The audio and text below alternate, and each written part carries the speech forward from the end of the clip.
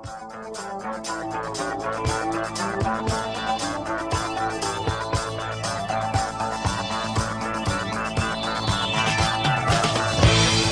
and welcome to the Why We See Movies podcast. I'm your host, Ron Houghton. Joining me as always, we got Paul. Hello. And Ivan. What's up? Today we're going to be reviewing the 17th film from the Marvel Cinematic Universe, Thor Ragnarok. Later on, we'll do our RANT RAVE segment. But first, let's see what's going on inside the entertainment world with...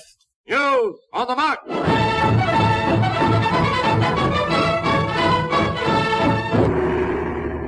Hey, boys. Hey. Once again, Darren couldn't be with us. We miss him. That bastard. I really do. He'll come back one day. I know his kids are in college. Yeah, that's right. Okay, so first news. Another uncomfortable subject. We'll continue from the last show as more sexual harassment cases keep piling up in the entertainment business. Let's not spend too much time on this because I don't want this to be a weekly thing. No. Even though it's becoming a weekly thing. Yeah, unfortunately, it's some pretty high-profile people like Brett Ratner and Kevin Spacey, which is very surprising. And disheartening because I've always kind of held him on a bit of a pedestal as far as his acting ability, and he just comes across, at least on screen, as being a very likable guy. And then the more you hear, he also plays a great bad guy on screen, too. He's got a dark side. He can play the normal guy with the dark side very well. True enough. And it's crazy that Richard Dreyfuss's sons accused him. Oh, I didn't know that connection. Yeah. Because of all this, Netflix has canceled all ties with Spacey, and he's no longer part of House of Cards. I don't know if you guys ever watched that show. I've actually was always meaning to, just never got a chance to start it. It's pretty terrific, yeah. Yeah, me too. It's always been on the must-watch list. So he's definitely feeling the ramifications of that. Well, same with the new movie with Martin Scorsese, right? It's not Martin Scorsese. Wasn't it? No, it's Ridley Scott. I think he's playing John Paul Getty. Oh, maybe. I guess maybe I got him confused. I thought I saw Martin Scorsese's name in the article. I'm not too sure. But yeah, I've heard that now there's issues with that, and he got dropped by his agency, too. Yeah, that seems to be going hand in hand with these. Mm-hmm. Another high-profile man who's been accused of these things is director Brett Ratner. Yeah. That one's not too surprising. I've heard some kind of lecherous behavior on his part throughout the years. And also James Toback was accused as well at the same time as Brett Ratner. That's right, too. And I'm actually a big fan of James Toback. I have most of his movies. He's a great independent director for the last 30 years, creating his own very quirky projects. He wrote Bugsy, one of my favorite gangster movies. It always stings a little more when it's someone you respect. Yeah. And not to pile on too much, but yeah, like Jeremy Piven, which, I mean, if you see the kind of characters... He's really aggressively denying the accusations. Is he? And the funny thing is he plays such lecherous characters, you'd almost believe. It's really easy to believe. Yeah. It's disheartening. And whatever repercussions these people suffer, if the allegations are true, then they deserve everything they get. I totally agree. But of course, yes, innocent until proven guilty. Absolutely. Mm-hmm. Hopefully this isn't an ongoing segment on the show, but something that we have to address. Okay, moving on to the movie world. I got a quick question for you guys. When you think of motion capture, the art of motion capture process, is there one actor that you really think is the pioneer of that process? Smeagol? Yeah, Andy Serkis is definitely the front runner. For sure. And that's why Ahmed Best, who played Jar Jar Binks in The Phantom Menace, is kind of furious these days because he says he put a lot of love and heart into that performance. And technically it is the first motion capture performance, but he has not received any of the accolades that Serkis has, that's for sure. Well, there's a difference in quality of the character. Exactly. Everybody hates Jar Jar Binks. So if he would have played an awesome, cool character, you think his name would be known? Yeah. Well, and I also think if you look back, as much as you may love or hate Phantom Menace and Jar Jar Binks' involvement in it, from the technical aspects and the achievements that it accomplished, it looks great. Mm-hmm. No matter whether you like that character or not, that character looks very good. And the performance is what the director wanted from that actor. So, like you said, I mean, you can't really blame him. Well, not solely blame him, I guess. But right. And I think George Lucas would have done himself a big favor if he would have just come out right away and told everybody the inspiration of Jar Jar Binks. Because I went years without knowing why he created this character and why he was like that. Do you guys know? No. The original inspiration for Jar Jar is Goofy. Well, that makes total sense. Doesn't it, though? Down to the floppy ears and everything. Yeah. When you think of it that way, you almost like the character a little more, right? At least it makes more sense. It makes more sense. And what he was going for. Yeah, for sure. And if that's his inspiration and the genesis of that character, then he he got what he wanted. So, But once again, what has that actor done since then? True. I just brought this up. Yeah, It's kind of at like, least he's kind of crying foul Andy on this. Serkis has done the Lord of the Rings movies, and he went and done the Ape movies, and everybody loved those performances. They were amazing And performances. he's a terrific working actor outside of the motion capture world. So this guy made like 3 movies with a character that people were not very fond of, and so of course people don't remember him. I would agree. Yeah, I'm afraid he's going to have to remain a footnote in cinematic history. Okay, on to some more news that Ivan, you might be excited about. I think you've been waiting a long time for this. Production is going to officially start on the Crow reboot. It's going to be called The Crow Reborn. I am not excited about this. Uh-oh. Isn't The Crow your favorite movie of all time? Yes. That's why I don't want to reboot. Okay. You have no interest in it, huh? No, it's, well... Treading on sacred ground? Well, they've done, 3 sequels on this movie, too, and they've gotten progressively worse. And a failed TV show. Yeah, so it's one of those things, like, you made a good movie, let it go, especially with the history of remakes. Aside from the Apes movies, when did they make a good remake of something? I'm not looking forward to it either. And especially with the amount of development hell and the revolving cast that's gone through this, like... And there's no major actor attached to it right now. I thought Jason Momoa was recently. He's gone too. He's wavering right now. And the director of it is a guy named Corin Hardy. He directed a film called The Hallow. I guess it's kind of a supernatural fantasy film. Have you seen that, Paul? Mm-mm. No. It looks up your alley. I've heard that they want to make this more faithful to the comics, but who knows? So I'm not excited for it just because of their track record with remakes. And when the number one fan of the original movie has no interest in seeing it, they could be in big trouble if they're counting on the fan base. This movie was a moderate hit back in the day. It was mainly a cult following, even for this character. Yeah, how much built-in interest is there, right? Like the whole problem that Blade Runner has run into with such a cult hit, and who's your market? Right, and you would say that Blade Runner is a much larger cult hit than The Crow would be. And the director of the original film is Alex Proyas. Yes. Who's a real kind of visionary director. He makes some hit-and-miss movies, but he's an accomplished filmmaker. I look forward to what he's working on. No, and that really... This guy I've never heard of. And also Dark City by Alex Proyas. Terrific, underrated film from the 90s. Yeah. Huge, amazing movie. It's I love it. Yeah, we ever do a best of the 90s, that's going to be definitely making easily an appearance. on there. Yeah. And a movie that not a lot of people have heard about. No. But it was so imaginative and so different, especially in those days. It's sci-fi, it's film noir, it's got supernatural elements to it, it's got a great mystery. Yeah, and lots a great of good cast. actors in it. Right. Yeah, amazing cast. Dark City. Check it out, people, if you haven't seen it. Okay, moving on to more news. Lucasfilm has finally announced the title for the Han Solo story. You'll never believe what the title is. It's completely original. Han, a Star Wars story. No, it's just called Solo. Oh. A Star Wars story. Right. Oh, so I just got... Yeah, you're right. Yeah. Just the names mixed. What do you guys think for that title?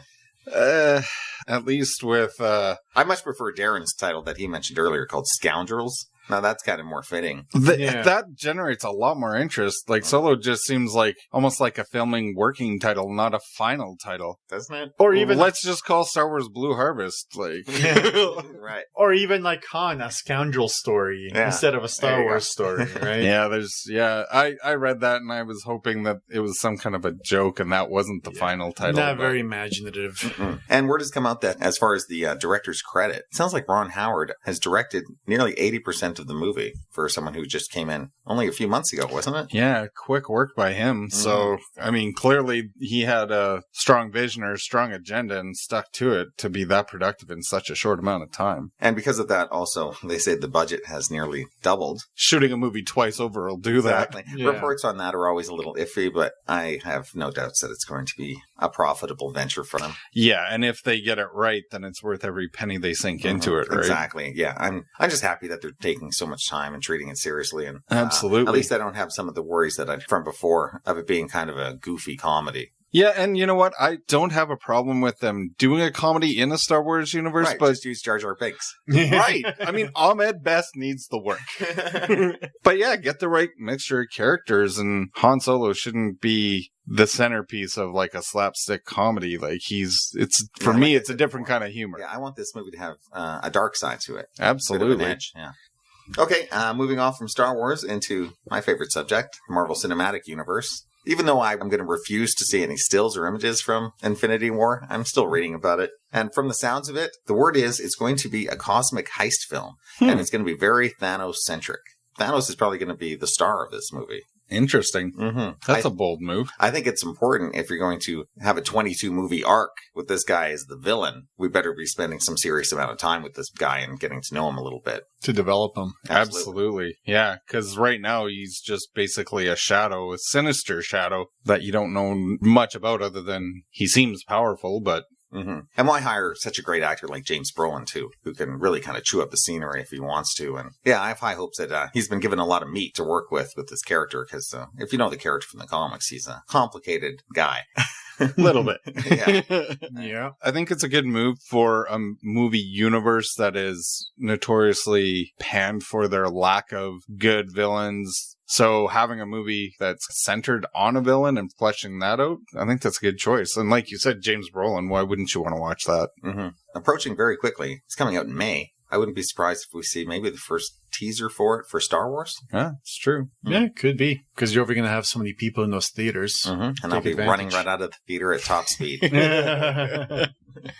Some more very interesting news broke today. It's all speculative right now, but there is talks that Disney is thinking of acquiring Fox, the Fox movie division anyways, and what a massive deal that would be. I know for all of us fans of the Marvel Universe, that would give Disney the rights to characters that we have been dying for them to get back, like the Fantastic Four and the X-Men. And we might finally see like a fully realized Marvel Cinematic Universe. Mm-hmm. But beyond that, I mean, the whole idea of a studio just kind of eating up another one sounds like something from Galactus or something.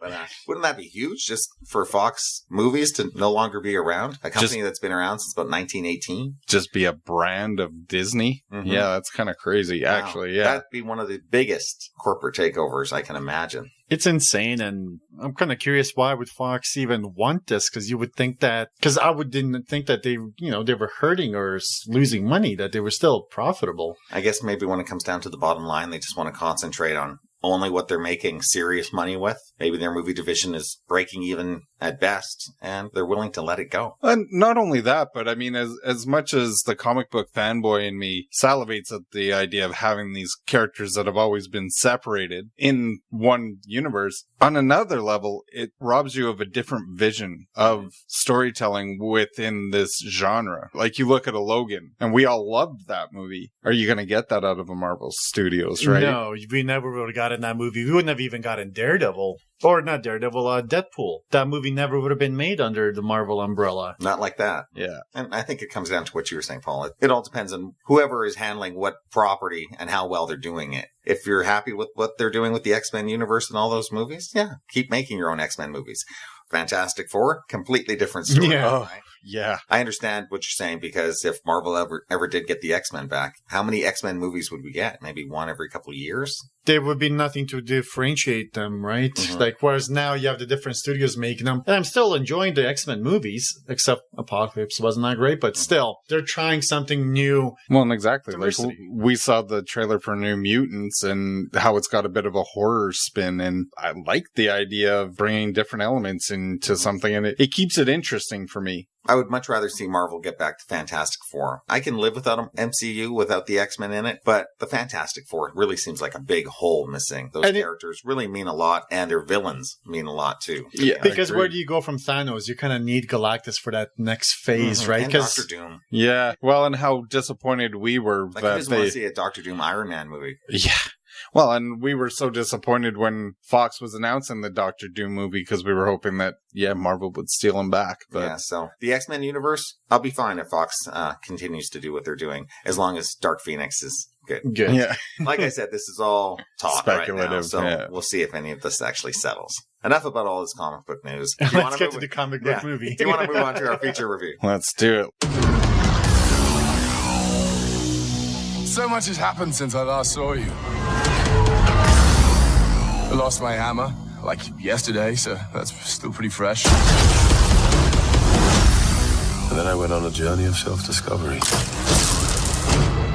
where I met you.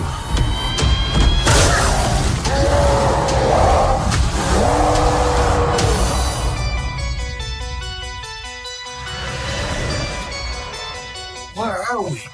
You have no idea. Hela, the goddess of death, has invaded Asgard. Oh, I've missed this. And you and I had a fight recently. Did I win? No, I won easily. Doesn't sound right. Well, that's true.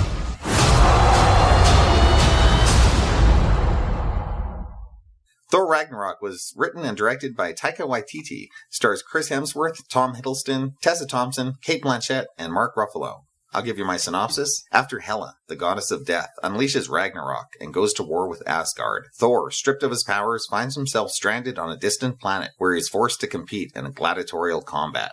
Okay, let's begin with our first thoughts on the Thor franchise as a whole. Paul, why don't you begin? I actually really liked the first Thor movie quite a bit. And for the reasons we were just talking about having different visions, I liked the fact that you had a superhero movie, but it had a little bit more of a ethereal, godlike twist to it. And I really liked that vision. And it was something completely different and foreign to me at the time. So I still hold the first Thor as one of my favorite of the MCU. The second one, I enjoyed it enough. To be honest, it didn't really make enough of a lasting impact on me. I enjoyed it. I didn't hate it like some people, but I thought it was a fine sequel. That's certainly not in the bottom tier by any means, but I like the Thor franchise, and I thought Chris Hemsworth has handled the character very well. And then the new one, I don't know, this franchise is kind of weird where it seems to struggle to find any kind of identity throughout all three movies, whereas it's a schizophrenic trilogy. Yeah, like if you were to watch these three movies in a row, there's not one clear vision, which I guess is fine. This movie, it just kind of seemed like Thor meets Guardians of the Galaxy. I was glad it wasn't quite as funny as I was led to believe, although it did have quite a few comedic beats. I guess I was expecting it to be all out, slapstick funny. I don't know, but I thought it was good. It was entertaining. I could see the mass appeal for a lot of people on this movie. I think I would be in the great minority where I think they overplay their hand with the jokes, which is a similar issue I had with Guardians 2. The performances were good and it was entertaining. Didn't love it, didn't hate it, just kind of middle of the road for me. Okay, Ahmed.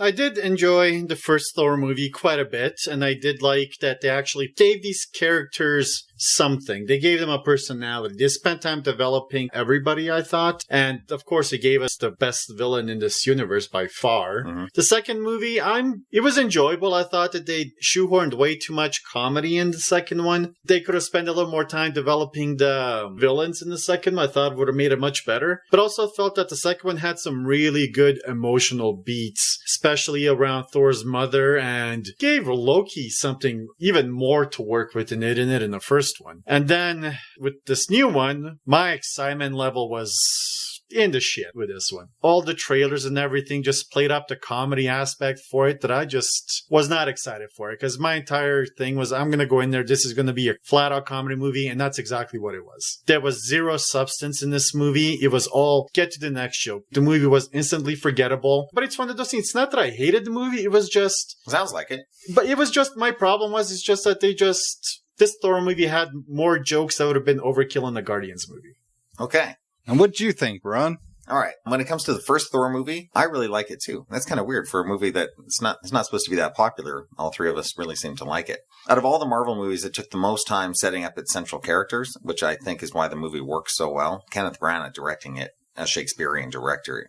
He's the right guy for this. And the dynamic between Odin and Loki and Thor, their relationship and Loki's parentage, all of that works so well. Like, it's really deep material, and it really set up what I would say is why Loki is such a great villain in the MCU, is because that first Thor movie really set him up properly and took the time. The end battle scene isn't all that great, but still, Marvel was baby steps at this moment. And the second Thor movie, I like it too. I like it more than Iron Man 3. It's definitely not my least favorite MCU. Still, I recommend all the MCU movies, even if Iron Man 3 is my least favorite. But yeah, I thought it had some great action and battle scenes. Alan Taylor directed it, completely different from Branagh. He went with that kind of Game of Thrones take on it. Malekith, the villain, wasn't great. But overall, a recommendation. And I was definitely looking forward to this movie as a big, giant MCU movie. And I think it totally delivered. I really liked it quite a lot. I thought it was a comedy, and I thought the comedy worked. It's completely different from the other Thor movies. I think that's a good thing. People are complaining that Marvel has kind of fallen into a rut. I don't think this movie is much like the Guardians movies, in my opinion. I think it definitely has its own identity. Taika Waititi is way too much of an individual-minded kind of guy to be copying anybody. He's got a very peculiar sense of humor, and I think it works about 75% of the time. Once again, I love Chris Hemsworth as Thor. All these guys have really filled out their characters, from Chris Evans and Robert Downey Jr., and I think he's just as good as those guys now playing this character. So yeah, I enjoyed it, and I look forward to seeing it again. I think if I was going to give my quick review of this, I would just say it's super fun and doesn't really take itself too seriously. And I know earlier... like months ago when we were talking about this, I was saying my biggest worry was how it is going to be a blend of Ragnarok, the end of everything, and still have this comic touch to it. And I thought it actually did it pretty well. Not perfect, but the stakes are definitely in this movie. They just don't treat them very seriously. Do you know what I mean? But I was having too much fun to care and laughing all the time. So for me, it's my favorite Thor movie and pretty good damn entry into the MCU.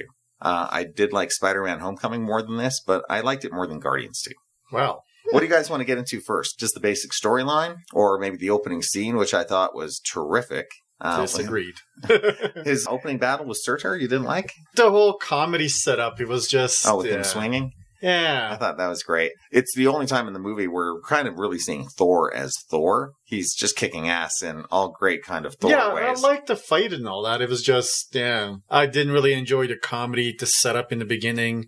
So none of the comedy in the whole movie worked for you? There was a few times. I think my biggest problem was, I disagree with you that the way that this movie worked, that it balanced the Ragnarok with the comedy. To me, is like every single major beat was completely cut off at the knees by the comedy. I would say largely I agreed with Ivan where, most movies, and again, this probably boils down to more what Ivan and I wanted to see rather than what we were delivered. I think about any other movie where the trailers are telling you it's a comedy and everybody's telling you it's a comedy, and then you go to the theater and you're like, it was a freaking comedy. How do you complain about that? That's not criticizing you, because I was in the same boat. Yeah. I wanted something that was almost a complete 180 of what this was, where I wanted something that had darker tones but had funny elements. I have no problem laughing in funny elements, because for me, the comedy that worked was the stuff that was character driven, not where you're setting up a line and the minute that line is delivered, you know where that joke's going, but that joke plays for 2 more minutes. So I would say for me, just a lot of the comedy just undercuts anything like major events in this movie that you should be going, holy shit, I can't believe that happened, to, okay, I'm supposed to be laughing about this 10 seconds later. Like, it, for me, robbed any kind of emotional value from this movie. Major things happen and it takes a bit to process what just happened, because there's such a mixed tone delivered in such short succession. With this movie, it was just like, it was basically like, let's have a joke every 10 seconds. That's what it's trying for sure. But that's, to me, was just overkill. It was just like, since we brought up Jar Jar Binks, that character, Korg, that character was just garbage to me. It was just like, okay, this is Jar Jar Binks of the MCU. That's what I kept thinking about. Because he served no purpose other than to just say stupid stuff throughout the movie. Well, he was there, to provide comic relief and humor. Yeah, that's an essential part of a lot of movies. But every character was the comedy relief. I would totally disagree with that. Well, and I think the action elements worked for the most part. I thought it looked great. To me, it looked like a more colorful version of Guardians of the Galaxy. Right. I really liked the color palette. I don't know what you guys were expecting when you guys saw those first few images, and it was a pop-centric, bright, dazzling set design and costumes. I didn't expect a dark film at all. No, I didn't expect a dark film, but I wanted a movie that was going to take the material a bit more seriously. And that's not to say that I hated all aspects of this movie. I liked the fight sequences. I liked the opening battle scene. The fights between Hulk and Thor I enjoyed. And then even at the end when they're in Asgard, great. I really enjoyed it. In this one, the scene that really says what I kind of think of this movie is the Stan Lee appearance. Hela's attacking Asgard, and he's crying like a 5-year-old about getting a haircut. This just didn't work for me. Okay. I'll tell you one character that I hope is included in the greater Marvel Cinematic Universe is Idris Elba. Hemdall. He's great, and I really liked him since he appeared in the first Thor movie, and I was glad that his inclusion had a little more meat this time around. He had an actual impact on the way the story went, and I really hope to see him involved later on. Like, he does such a great job. I wouldn't be surprised if we see him in the future possibly running into Thanos face to face. Yeah. That would be awesome. What did you guys think of Cate Blanchett's performance as Hela? I thought she was great. I thought Cate Blanchett is just one of our great actresses anyways, and I thought she was just chewing up the scenery in this movie. She couldn't deliver one line without licking her lips while she's doing it. She's probably wasn't given enough to do, but yeah, she's really got kind of this delicious wickedness to her. Gotta love Cate Blanchett. She commands every scene she's in, and you would expect that from her. I love the look of the character. I really like the tone of the character. She really worked for me. The gripes I have with this movie are centered on the comedy element of it, but that's not anything on the performances. I think everybody delivered the performance that was asked of them, and for the most part worked in whatever element it needed to within the context of the movie, for sure. Like from the teaser trailer where they just showed that shot, which actually wasn't used in the movie that I can remember, where just Hela's turning her head ever so gradually. Man, I can't wait to see more of this character. It's just a really interesting take, something different than what we've seen in the Asgardian context. Oh yeah, she makes Loki look like a chump. Yep. And takes them out like one. Yep. Well, I do have a criticism, and that is they just did not give her enough. But what did you think of the performance she gave? I thought she was, that's my speaking to her performance. You can't just keep going that this isn't the movie that I wanted to see. No, I'm not. Like, my criticism is that they didn't give her enough because she did such a great performance. I wanted to see more. I wanted her character fleshed out. Yeah, she does a lot of sitting around. Yeah, and that's kind of the thing. Like, when they had that battle scene with her, I thought it was so well done. She's just, like, pairing everybody up. That would have been great to see more of that. That's not my criticism against her. It's criticism against the script for not taking advantage of having somebody of that caliber as an actor. They could have easily given her more and developed her more. Well, hopefully if she gets another crack at another movie. But yeah. I'd agree with you. Okay, should we talk about Tessa Thompson's performance as Valkyrie? What'd you think of that character? I think she worked really well. I liked the story arc of the character. It was interesting because I don't really know that much about Thor and the characters from the comic world. So I'm as much a passenger on this journey as, non-comic book people. But she's a Scandinavian blonde in the comics. Yeah. Yeah, I'm okay with the upgrade. Yeah. But I thought it worked. She had an interesting backstory that was revealed, and I thought her journey and story arc worked within the context of the film for sure. I think she's got a lot of gusto when she comes on the screen. Like, she really owns this performance right away when you see her. She's such a confident character. It almost seems like she's been around in other movies already. Yeah, I look forward to seeing more of Valkyrie. I liked her backstory. Again, we probably could have learned a little bit more about where she comes from. But an interesting character. There's lots of characters in this movie to talk about. So. They introduced so many characters in this that... But I thought she was one of the best. Oh, and I agree. And it'll be interesting to see what characters that were introduced in this are included in later installments to kind of flesh out their stories in this aspect of the universe, too. I agree with everything you guys said. Out of all the new characters, they definitely gave her the most in here. They spent some time on her, which was good. Yeah. Since we brought up Loki earlier, may as well talk about Tom Hiddleston for a minute. Again, Loki's not given too much to do in this, but at least Tom Hiddleston's still having fun with the character and showing different sides of Loki. Perhaps Loki isn't going to be quite the antagonist in future films. Almost has he found the brotherly love with Thor? Actually, you know what? There's a really interesting theory that I read probably about 6 or 7 months ago talking about how Loki's actually the hero of the Marvel Cinematic Universe because of his actions and how it's not in his interest to basically serve Thanos and do his bidding, because what does Loki want? Loki wants the same thing, so why would he be his servant? And I can't remember every item because this goes in depth into every movie and his actions and what he does to kind of almost separate the Infinity Stones. And so I thought that was really interesting, and I actually hope that Loki has a lot more overarching meaning, considering he's by far and away the best villain we've seen so far. So to have him play such a major integral role in the whole story, I think would be really interesting. For me, Loki for this movie was just a mixed bag. When the second one ended, the whole scene of Loki when he pretended to be Odin and he just transforms and he's Loki sitting on the throne, that was an amazing scene in my opinion. It was just one of those holy crap where I was actually excited for the next one. And when this movie started, how it was like 2 seconds was spent on it, to me was just, it was a wasted opportunity because they could have done so much more with that. They could have stretched it out. To me, it sounded like one writer went in one direction with that character, and whoever came on board had no interest in following that route and just switched it up as fast as they could. And then the whole thing with Thor and Loki when they were on Sakaar, the whole back and forth, I really enjoyed. I thought they had some really good banter, and it was kind of a mixed bag. It just seemed like there was a whole lot of things that's kind of missing there. He didn't. Yeah, I'd agree with that too, Ivan. I think Loki bounces back quite a lot in this movie without explanation. Yeah, true. It's whatever serves the comic beat. Yeah, well, that's exactly it to me, it seemed like. That was just, they just decided to kind of skip over to whatever, Right, and speaking of Sakaar, what do we think of Jeff Goldblum as the Grandmaster? It's typical Jeff Goldblum. You know, it's going to be very quirky and eccentric, and I think it serves that character well. You don't outright, well, at least I didn't outright hate him, but, you know, not really to trust him either. So I thought it was a good performance. Not groundbreaking by any means, but a worthy inclusion. Mm-hmm. Yeah, it served its purpose. It was fun. Yeah, I just love Jeff Goldblum in anything. And for me, the Grandmaster is a perfect character. If you're going to get Goldblum as part of the universe, he's a good one to play. I don't know if you guys are that familiar with the Grandmaster as a character, but he's one of the elders of the universe, just like Benicio del Toro as the Collector. Almost kind of similar characters. They're both really goofy. Yeah. So, I loved it. He was Goldbluming it up and doing a great job. And while we're on Sakaar, I guess we'll have to talk about the most blown mismarketing opportunity, I think, of the movie. And that is, of course, Mark Ruffalo as the Incredible Hulk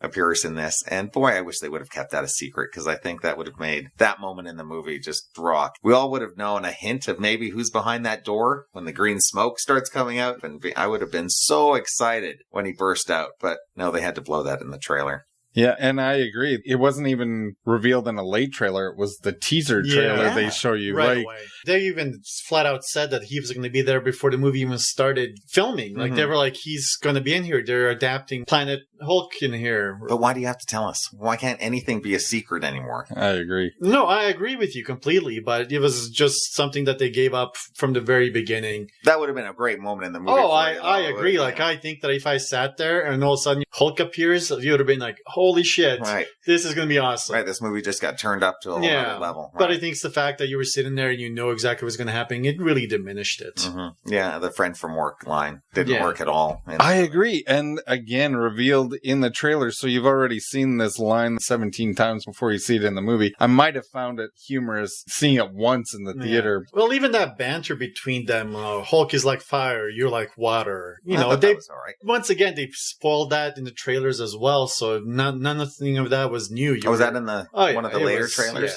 Yeah. Thankfully, I avoided the second and third. A lot of that stuff was just spoiled. And I guess this goes back to what I was saying earlier about the kind of folly of you and I wanting a different movie than what we got. It wasn't as bad as I thought it was going to be, and maybe that's why I'm a little more forgiving of it. I really don't know. And I don't mean to beat a dead horse about this, but the signs were there early on what kind of comedy it was going to be for sure. Just when it comes to the gladiatorial fights in this, you know, that big one between Thor and Hulk was pretty good. But I thought there was going to be a lot more of that. I thought it was going to be Thor battling crazy creature after crazy creature and kind of building up to the Hulk. I just thought they were going to use that arena a lot more. As soon as that battle was done, they kind of and that's another missed opportunity. There were even talk about Beta Ray Bill showing up. They had him on that building, like with the champions. You saw his head? Yeah, I did. Oh, you didn't notice that? No. On the building that was Grandmaster's house when they were building the Hulk's face. Beta Ray Bill's was on there. I was trying to figure out whose faces they were, but it was... that would have been amazing. Throw him in there, have him fight. I don't know. You just Then you have to get rid of something else in the movie, because the whole Planet Hulk and Ragnarok are such two huge things to have in one movie. True, but you still could have spent a few minutes on some fights, right? Yeah, I was just surprised at the pacing of the film that we were moving on so quickly. If you want to at least have a little bit of build up to the Hulk, and because it is such a comedic movie, you could easily have a montage of Thor going through all these cannon fodders to work his way up to the big reveal of the Hulk. That would have worked a lot better for me rather than we've got this new champion, let's throw him in. That didn't work for me. Well, it's going back to what you were saying, that it was kind of the pacing, and I felt that the first half of this movie was seriously rushed. It was just too fast-paced. It moves like it's on rails, this movie, for sure. And because of that, it's frothy. It's light and it doesn't have a lot of substance. And to me, it's not a meal like you guys might have wanted. It's candy. Pure, 2 hours of snacking. Yeah, that's what this movie is. But with these Marvel movies, I want the meal. I don't want the candy. If I want the candy, I'll watch one of their animated movies that's made to be more fun. I think the meal's coming in May. Well, with the Russo brothers, you know that they're actually going to take it seriously. But then there's talk that this director might he wants to do a trilogy. Honestly, I'm not really interested in seeing those movies. And then if he actually makes that Black Widow movie he's talked about, I have zero interest in seeing that. So if he made another Thor movie and you knew exactly what you were getting into and his sensibility. The way I'm looking at it, I want them to make a movie that fits the character, not force the character to fit their movie that they want to make. Thor is a pretty goofy character. To a lot of people who don't read comic books, he seems ridiculous. And to put him in a movie like this might make more sense.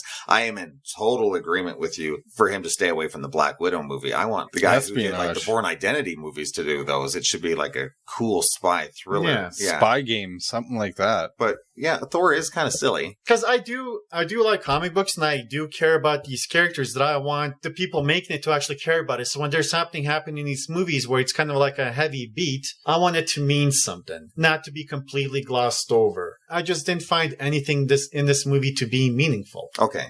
We've talked a lot now. Why don't we go into spoilers so you can really start bitching right now? We've beaten this to death with Mjolnir. Yeah. You got it. We can talk about that first. Okay, let's move into spoiler territories now. Spoilers! Spoilers!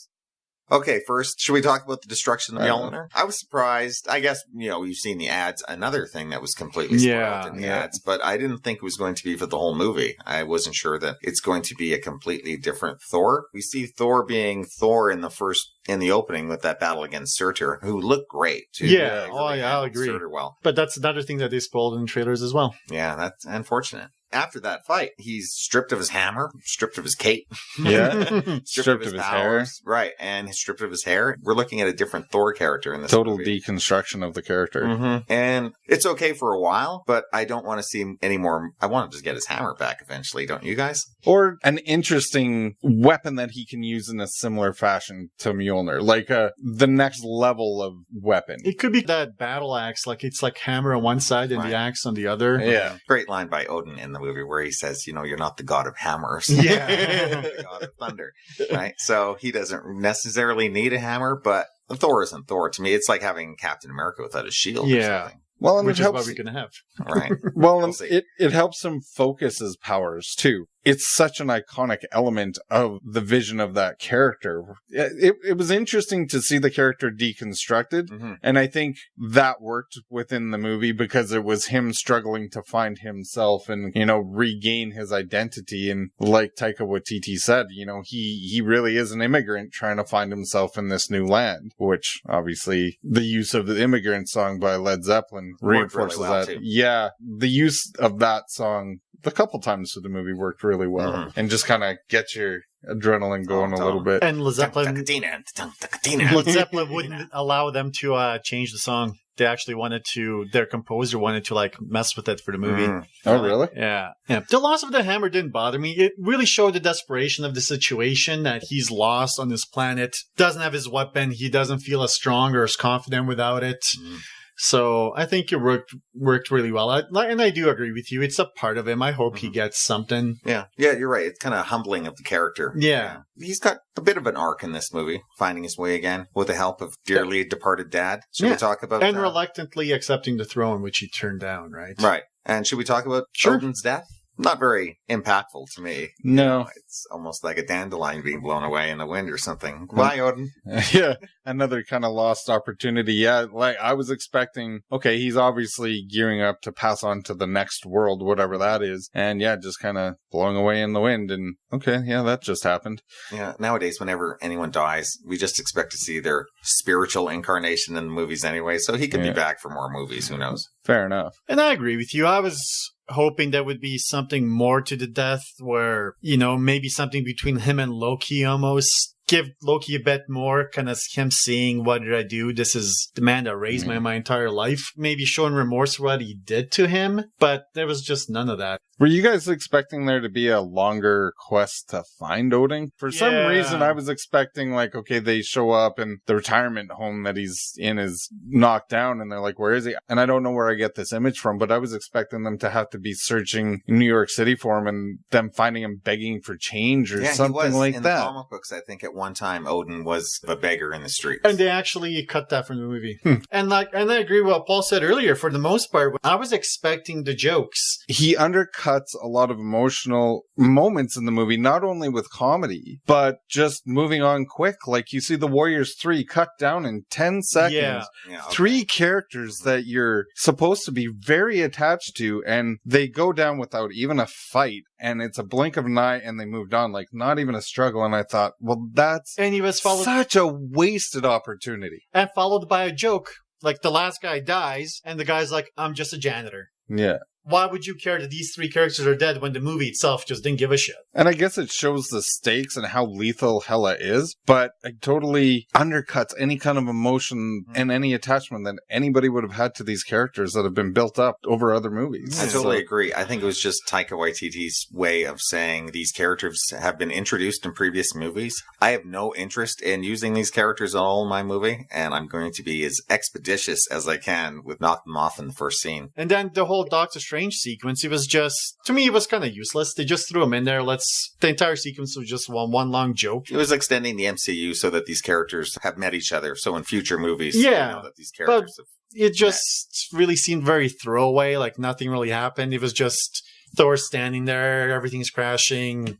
Sorry about that. Yeah, my bad. You know, the whole flipping through. Yeah, it was great. I was laughing at that. I wasn't. Fantastic. I thought the cameo was great. I like the cameo. For me, I always enjoy, it doesn't matter if it's in the Marvel Netflix shows or the other movies, but whenever they kind of nod or hint to an expanded universe and these characters coexisting, I eat that up like candy. Because it was kind of that fish out of water. Thor's used to being the cool guy, and he's just in this house basically destroying. And it shows you how incredibly powerful Doctor Strange is. Yeah. How quickly he disposes of them. Yeah. And how that character's developed. He's gotten to that level. He's got his gloves now. Yeah, exactly. And I mean, we saw that scene, or at least portions of that scene in the end scenes of Doctor Strange. But that seems to be the way they're doing it now with these post-credit sequences. They're just taking clips from the next movie and just inserting that in, as opposed to creating a new clip. Which I actually liked the old ones where it hinted at something. Like I can't remember what movie it was where, you know, it was Coulson finding Thor's hammer in the desert and whatnot. And I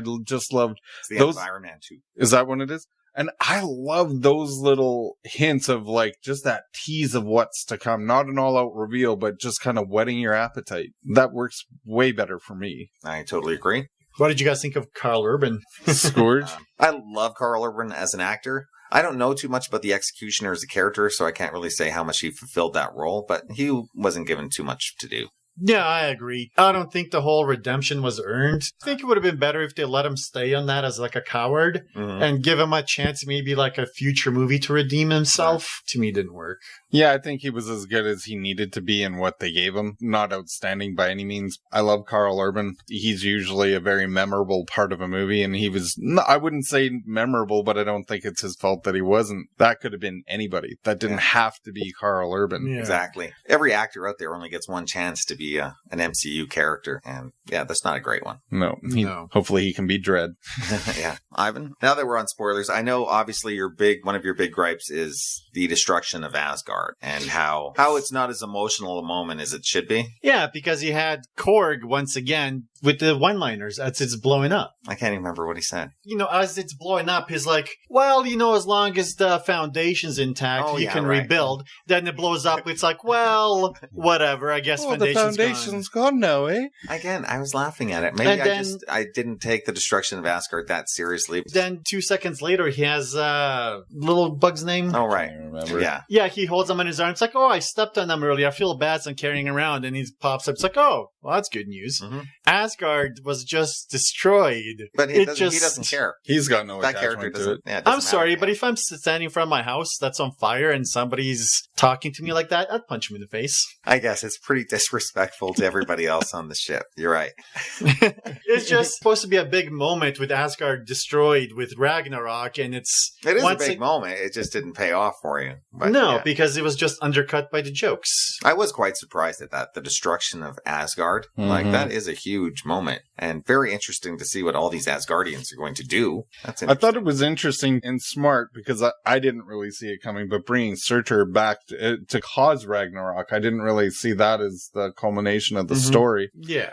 Were you guys surprised to see a one-eyed Thor at the end of the movie? I was. I mean, I see the comparisons to Odin. He's taking the throne. Odin obviously was missing an eye, so there's that obvious connection there. Again, I'm not super familiar with the comics, so I don't even know if he ever lost his eye in the comics. I have a few comic books with Thor with an eye patch. Yeah, there's a number of times. I think there's one he lost half of his arm or something, so put them all One back time together. he was a frog. I remember that, and they referenced that in the movie, which Yeah. I thought was hilarious. At least in this movie, no matter its shortcomings in my eyes, at least it's grown the character, it's stepped that character forward. And I think having him lose the eye, there's so many ways you could restore that eye, whether it be technology or magic in this universe. I think it's a good reminder of the stakes and what he's been through. Absolutely. A few spoilerous things let's talk about. One, did you notice in that scene in the throne room, in Asgard's throne room? The Tesseract. Right. I love that moment where Hela is knocking over the Infinity Glove. Yeah. Great way to correct a prior mistake in a Yeah. previous film. Yeah. And yes, of course, that Loki walking by the Tesseract. What do you think that might mean? You don't think he snagged it, do you? It's Loki. I think he Yeah. totally snagged He it. knows what it is. Right. He knows the power. At the end of the day, he's still Loki. Mm-hmm. And he knows what Thanos is up to. Yeah. Yeah. From the first Avengers movie. So we'll see where Loki's going in this next movie, what side he's going to be on. Speaking of the On his throne own. room and noticing things, when Hela was revealing the past of Asgard and the paintings underneath the paintings, did you guys notice that Mjolnir was not Thor's original weapon, that it was hers. actually Hela's? Yeah. I thought that was an interesting little twist too, kind of that unspoken twist. That's what I thought Yeah. too. Yeah. Another moment that I thought was funny, probably be the only one, is when Thor is trying to calm the Hulk and he's, the sun's getting pretty low, fella, and putting the hand out. I thought that was hilarious. I just thought that was great. I saw it coming. I thought it was funny, even though You saw it coming? oh, when he's going, the sun is getting low. I'm like, he's totally gonna do what he did to Loki. I'm like, he's gonna Oh, grab right. him. Okay, that moment, right. Yeah. It was so I funny, still though. thought it was funny. Again, this is one of those character beats where Loki's like, yeah, now you see how it feels or whatever, right? Right. I like that part. I didn't hate all the comedy in this movie, just most of it. All right. Just 90% of it. And what did you think about the explanation as to how the Hulk ended up on this planet anyways? It served its purpose. Absolutely. For just, we just flew through a portal. And that's what they're saying, right? Is Yeah, he was flying the Quinjet and he just went through some portal by accident, crashed on Sakaar. Pretty and much. Ended up fighting. Okay. Anything else you guys want to talk about? What we were discussing earlier about the sacrifice, how it was completely... Lost. Go ahead. Okay, so throughout the movie, you will learn that Hulk has been the Hulk for 2 years. There's been no Banner. Banner reemerges, and it's one of those things where he's kind of lost and confused. He's on this planet. He had no idea. And throughout the movie, Thor needs his help to save Asgard. And Banner keeps saying, if I transform into the Hulk, it might be the last time I ever transform. So later on in the movie, of course, it's coming, where he's going to have to transform. And I thought that this was an undercut moment where he sees all this innocent people about to be slaughtered. And when he jumps out, I was waiting for that faceplant. Mm-hmm. For my audience, that was probably the biggest laugh in the movie. Not for me. I think in mine, the people kind of half chuckled. I let out a guffaw. Mm-hmm. I knew he's going to change into the Hulk again eventually. He is the Hulk. So Yeah. I don't know if I would call it a sacrifice. I just thought it was eventually just going to happen anyways. And that's kind of the whole thing with the Hulk is he doesn't want to ever change. So I didn't mind that so much. And what do we think of a speaking Hulk? They say he's been hulking this for about 2 years, so he's kind of... The brain is he's developed kind of enough. a terrible too. Yeah. I thought it worked enough, and I think it served the story. Any interaction between him and Thor, I think he had to have at least a limited dialogue just to make things go, and he definitely has the mentality of a 2-year-old. I mean, he is still the Hulk. It's not like we were getting the intelligent Hulk where he's well-spoken. Yeah, we've seen all shades of the Hulk in the comic books over the years, from completely mindless to genius. Joe fix it. Right. Yeah. So, and we talked about that brief scene when we see Loki ruling Asgard. Shall we talk about the play that's being put on for him and the cameos involved? I thought that was pretty funny. You can't help but laugh at Matt Damon as Loki. Yeah, I had a pretty good chuckle. I wasn't expecting it. I was thinking that reminded me of Tom Cruise at the beginning of Goldmember, where you didn't expect, that kind of level of cameo in such a small role in the movie, right? And it wasn't just him. Like, he was Luke Hemsworth, Chris Hemsworth's brother, played Thor. And Sam Neill played Odin. Yeah. I didn't realize that was them. Yeah. That's hilarious. Loki putting on a play about how great he is in disguise. Right. Yeah. I thought that was really funny. As far as the post-credit scene goes, I don't know if you guys remember it. You guys stayed for it, right? Yep. Yeah. It reminded me very much of the end of the first Guardians one with Collector sitting among his ruins after his place is blown up. They're both like sitting in the bar bitching about how they lost their empires. Yeah. Not a great post-credit sequence, but... No. And then there was the mid-credit sequence, too. With Thanos' ship appearing right above beside theirs. Right. That's actually what I thought you were talking about. Right. That is the big lead-in. Yeah. Yeah, so then who knows? Do the Asgardians become his prisoners? Are they going to be able to get away? Then that's what I'm kind of hoping they thought about some of these things, where they wasn't just thrown in and then the next movie you're kind of wondering, but they just completely gloss over it. Okay. Before we wrap things up, let's give our final thoughts on the movie. I'll start. Obviously, I like the movie the most out of us three. I thought it was a very good entry into the MCU. Tons of fun. Doesn't have a serious bone in its body, considering all the major events that are happening in the film. But I can't help it if I enjoyed the movie, and I was laughing at the jokes, and I had a lot of fun with it. I thought it was, like I said, 2 hours of candy. And I look forward to more Thor movies, and if Taika Waititi is in charge of the next one, I won't mind a bit. Paul? For me, it wasn't the movie I wanted, but I was entertained by it. And I wouldn't dissuade anybody from going to see it because it wasn't my vision. I think this is very much a crowd pleaser movie. I know so many people that love this movie to the point where they've seen it twice already. I thought it was a worthy entry into the MCU. Not my favorite, not my least favorite by any means, but it's entertaining, a fun thrill ride. Ivan? And for me, I'm opposite of Ron. I wasn't big on this movie for the simple fact that all the emotional beats were completely undercut by all the jokes, and the jokes were way too many, way too much, and way too fast, and... Way too furious? Yes, way too fast. Like I said, it's a schizophrenic trilogy. The three movies, in my opinion, don't even have any real connection with each other. Except the fact that they're Thor. Thanks. All right. We'll wrap up this review in a few months for the 18th movie from the Marvel Cinematic Universe, Black Panther, which opens in February. Hopefully Ivan enjoys that more. Well, I saw the trailers and they spoiled the entire movie, so... Don't watch trailers then. Why do you watch them? It was in front of Thor. You can't bitch about the movies constantly and then keep watching them. It was in front of Thor. I ran out of... avoid it. I left the theater and didn't watch any trailers. Yeah. That was too easy. I just plugged my ears and looked at Melanie. We were making goofy faces at each other during Justice League and Star Wars. Yeah. And Black Panther, I'm like, I've already forgotten most of what I saw, so it's fine. Okay, why don't we move on to the Rant and Rave section. Darren managed to record some rant and raves for us earlier, so even though he's not here today, we're going to let him rant and rave for a minute or two. Take it away, Dex. Begin your rant. Or rave.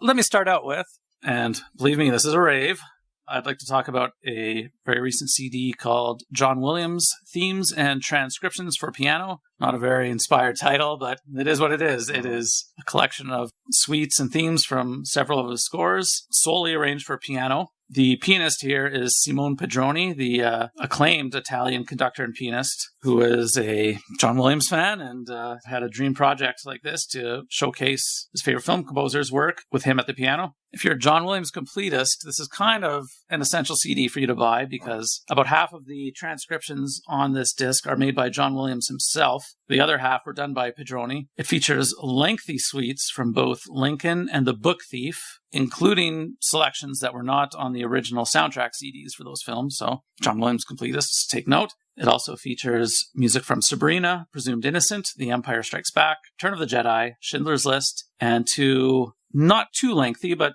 somewhat lengthy suites from Harry Potter and the Sorcerer's Stone and Harry Potter and the Prisoner of Azkaban. So a good collection here of some well-known stuff, some lesser-known stuff. There's a lot to appeal to a wide array of music fans. There's been a lot of orchestral recordings of John Williams music over the years by orchestras good and bad. And John Williams fans, I'm sure, like I do, have many of them. Some of them get a lot more play than others in your collection. But over the last 10 or 15 years or so, there's been more and more of these sort of chamber music John Williams CDs. Like I said, for solo piano, there's been some for string quartet or piano and violin duo, etc. It's nice to hear the music in this different setting, and these smaller scale scores like Lincoln and The Book Thief really lend themselves to piano. I mean, John Williams' original scores from those films were kind of heavy on the piano already, and so to have them worked directly for piano is quite appropriate. Some of the other ones like Sabrina and Presumed Innocent and Schindler's List are themes that really lend themselves to the piano. Absolutely. So it's not a big departure there. John Williams doesn't make it easy on the pianist. He puts as much of the actual orchestration into a piano transcription as he can get in there. So if you're not a great pianist, these might be difficult pieces for you to try on your own. But just to listen to them is pretty fantastic. The selection from The Empire Strikes Back is the Asteroid Field, which is an incredibly intense action cue for a 100-piece orchestra. Here, this is Simone Pedroni who did that transcription, and it's a tough piece to get through, I'm sure, for the pianist. There's a lot going on in the orchestra, so to put as much of that into that one man at the piano as you can is quite the undertaking, and quite the undertaking for the pianist. Yeah, film music fans, I think, will find a lot to like here, and especially John Williams fans. Something different from the usual just orchestra-only releases you're used to. Okay. All right, my next rave will be for the film music of Jack Marshall, Thunder Road. I knew pretty much nothing about Jack Marshall when this CD came out. In looking up some of my already existing CDs in my collection, I found that Jack Marshall contributed a lot of music to the Munsters, including it has a relatively famous theme song. Jack Marshall is the father of producer-director Frank Marshall. Oh, yeah? I also didn't know that. That's very interesting. And he was good friends with John Williams, it turns out. And John Williams is the featured pianist on the score for Thunder Road. So Jack Marshall died tragically young. I think in the early to mid-70s is when he died. He probably only been working in the film music field for about 15 years at that time. In fact, both John Williams and Frank Marshall wrote introductions and forwards to this CD. Frank Marshall writes kind of a lengthy little essay about his father, which is very nice. So Thunder Road, I did not know much about it before buying this CD either. I listened to some of the sample tracks on this record label's website out of curiosity, and I was really sold on about the first one that I listened to. It's a cult film, B-movie from the late 50s that Robert Mitchum produced, and starred in about young bootleggers sticking it to the man in rural, I think, Kentucky, running moonshine and dodging the law. And it's the type of fast car, hot women, I don't know, I assume there's some hot women in it, B-movie that would appeal to, younger generations. Right. It's one of the first movies that really kind of idolized the automobile. Yeah, like that youth car counterculture that existed throughout the 50s and gained status as decades went along in cinema and with young cinema goers. So I haven't seen this film yet, and it sounds pretty good. The score itself, a lot of it is, the thematic material is actually interestingly based on two songs that Robert Mitchum co-wrote for the film.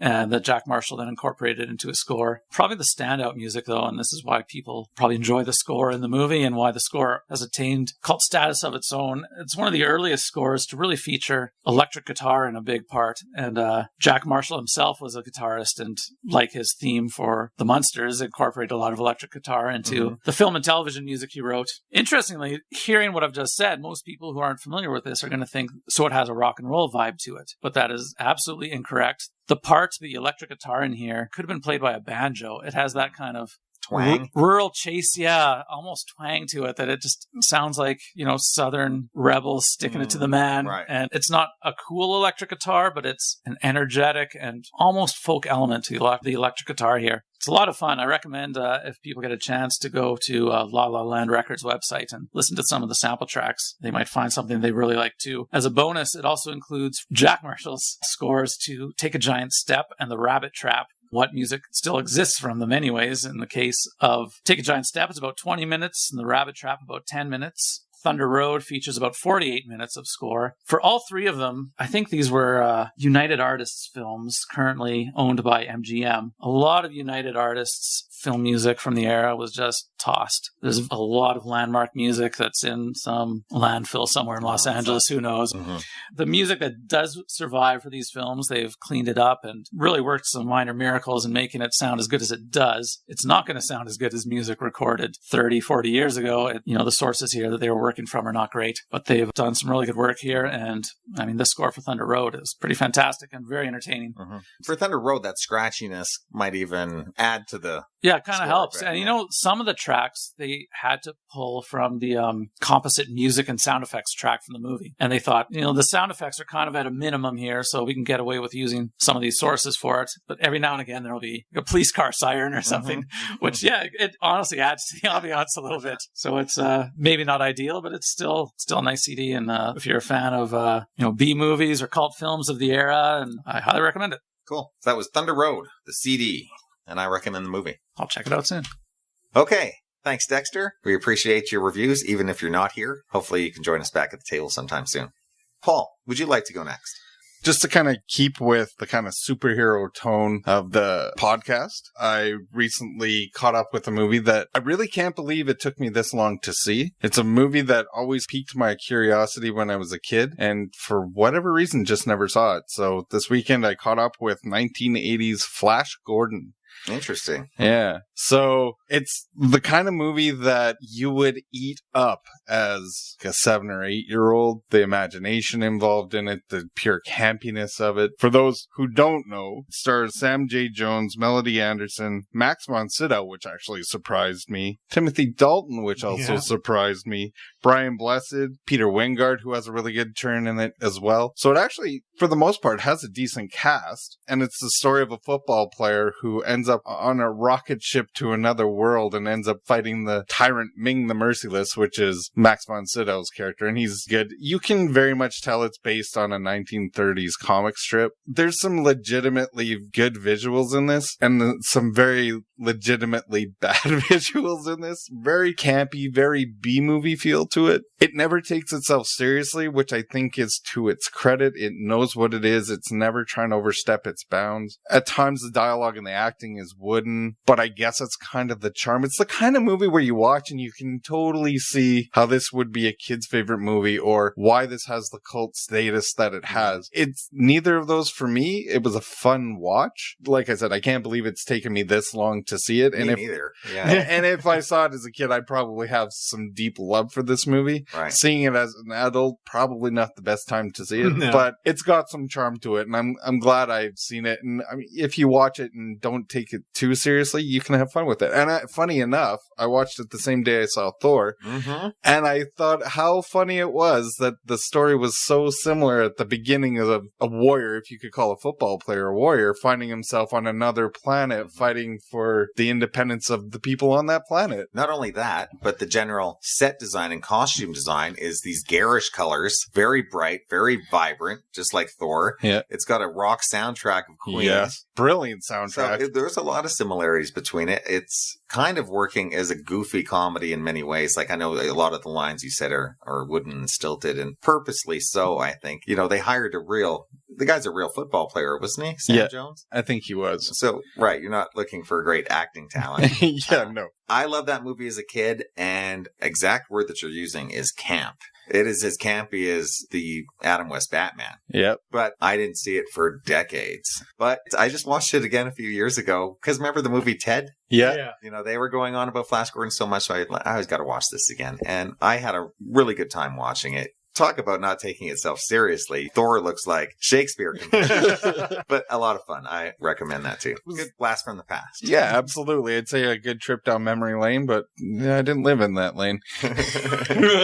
All right, cool. What else you got? The other thing I have is it's a bit of a departure from what we normally talk about. This is more tech-based. My wife and I recently got new cell phones, and with it, you get all kinds of giveaways and gadgets. We got some virtual reality goggles, and these are things that I've never really had much interest in. So what we were using, it's the Samsung VR Gear Oculus headset. And these are so neat what they're doing with them. You put them on and you put your cell phone, you strap your cell phone into it, and it's got programming apps that you watch virtual reality movies or you can get games for, and they drop you in the environment. So you know what I went for immediately, Star Wars. And there's a probably 2-minute movie where you're on Jakku, you're on a speeder, and you're going by the fallen Star Destroyer, and you can look completely around. I was, from that moment, hooked, and spent the next couple hours just checking out more Star Wars. Disney's got some promotional things from their live action Beauty and the Beast. There's a huge potential for marketing here. I saw a Justice League thing where you're on the rooftop with the Justice League and you're supposed to explore the environment. For me, by far, the huge hit of what I was exploring, Cartoon Saloon, a year and a half ago, put out a movie called Song of the Sea, and I love this movie. It's gorgeous. It's different than most things that you'll see. They've actually got a virtual reality app that you use your goggles in, and you're exploring a cave that's got one of the characters in there, and it's got the animation style, and so you're completely immersed in the environment of this movie that I really enjoyed. So yeah, something just completely different, kind of surprised me a little bit, but yeah, not the power of some of these consoles that you'll drop a couple grand on to have these fancy games, etc. But yeah, kind of a fun diversion from real life for a little bit. Yeah, it was a lot of fun. Getting ready for Ready Player One. I thought that exact same thing. Yeah. And I've heard really good things about the Star Trek game with virtual reality, which is with consoles, where you're on the bridge and you're just kind of looking around. You get like the 360 view of everything, right? And just looks amazing. They've even got a couple Blade Runner games. Like I did one that same vein as the Star Wars one, where you're in a spinner car and you're totally immersed in this world, and it just kind of blows your mind. I don't think I would ever be the kind of person to play a lot of the games, but I'm just happy to just spend a couple minutes in these worlds looking around at these environments that never thought I'd ever be in. So, yeah. Who knows where we'll be in the next decade. Yeah. Yeah. Okay, so that was the Oculus virtual reality system and Flash Gordon. Savior of the universe.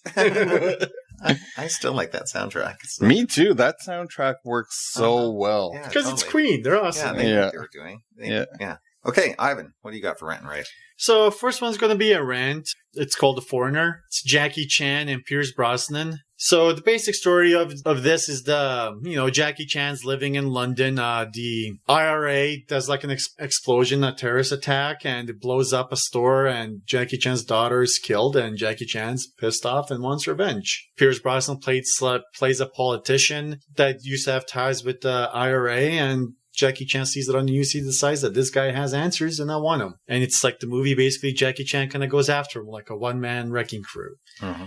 It's kind of like a paint by numbers revenge story. Kind of nice to see that they really played up his age in this one, where, he's not just like dropping like 10 guys in a row. That was kind of nice, but for the most part, it was just kind of like a general thing. As Jackie Chan movies go, how would you rate it? Well, if you're the kind of person that likes Jackie Chan rush hour movies where it's more fun, this one is not.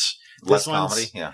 There's no comedy. It's a very serious movie. Yeah, and this was complete different departure, right? Most of his are, action heavy, but with that comedy element, this one's just very serious. Yeah, a lot of his Chinese movies, the Police Story series, they're much more serious, less comedic. Yeah, those comedic shows are more for like North American audiences, I believe. Yeah. Okay. Maybe on Netflix. Yeah. If it's there, give it a watch.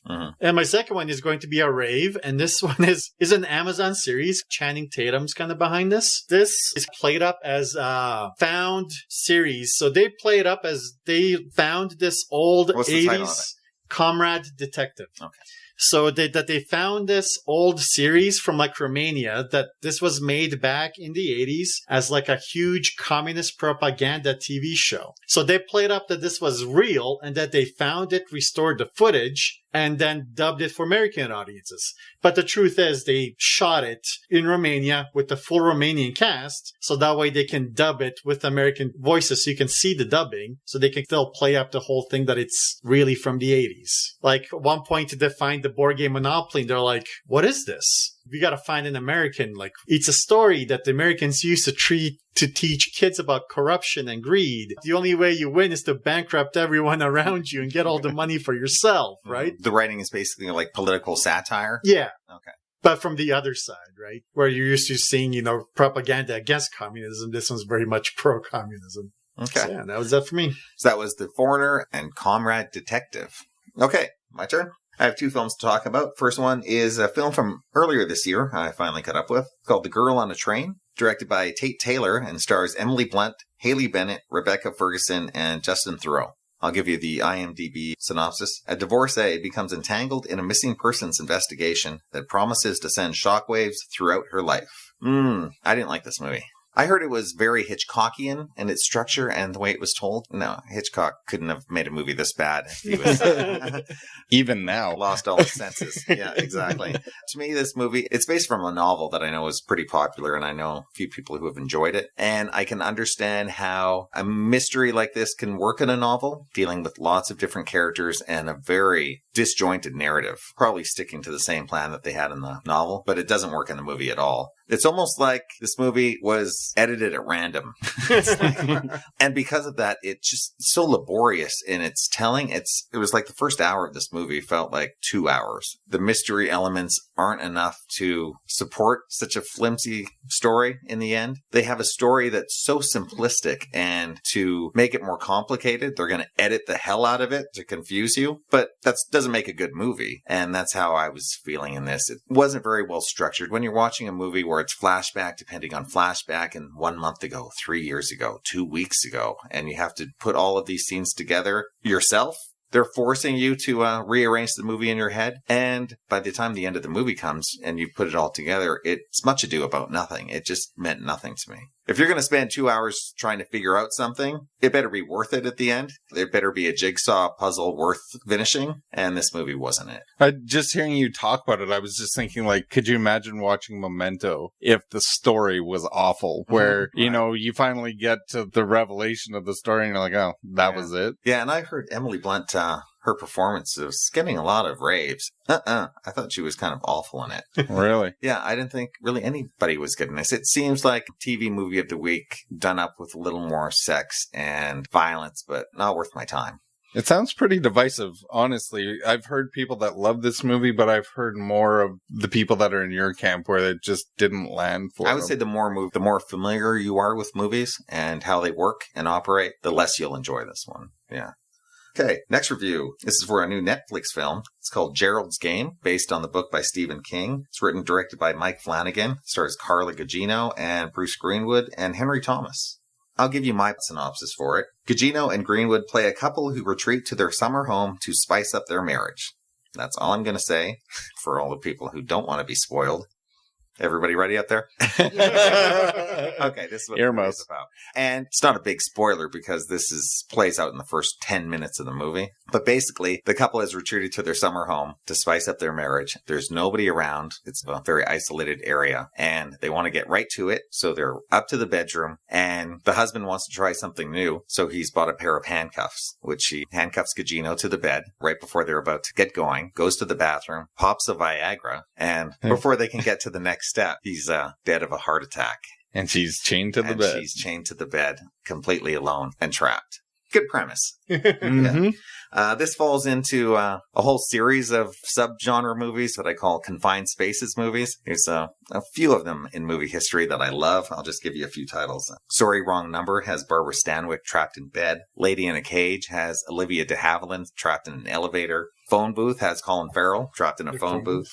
Buried with Ryan Reynolds in a coffin. And, of course, another Stephen King story would be Misery, about a man trapped in his bed. As to what happens to this character, let me just say Gugino gives a great performance. She's fantastic in it. She commands the film. She's really the only one we're paying attention to. And she has to use her ingenuity and smarts to get out of this almost impossible situation. You know, how's she going to get water just to stay alive for the next couple days that she's there? How is she going to survive in many ways? There's a roaming dog that's in the area that has access to the house. That doesn't play out very well.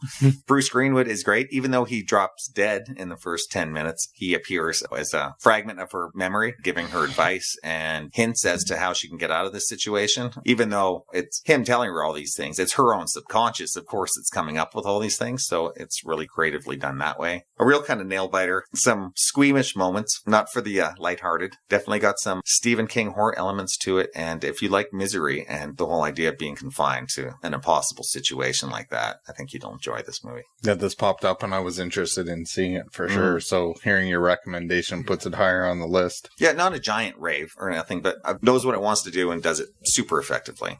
Okay, so that was The Girl on a Train. Not very good. And Gerald's Game. Pretty good. You'd rather be left alone than on a train. Yeah, you know it. Okay, let's wrap it up for another week. Next time we'll be back to discuss Justice League. We're going to come together for Justice League. Yeah. Let's hope this movie is good. Yes. Yeah, I've been waiting for a Justice League movie for how many decades? Yeah, me too. Until then, please subscribe and give us a rating on our Apple Podcasts. You can also like and follow us on Facebook, Twitter, and Instagram. And if interested, you can always comment and search for our past reviews at our website, whyweseemovies@libsyn.com. Until then, thank you for listening, and take care out there. See ya. Later. Waiting my heart's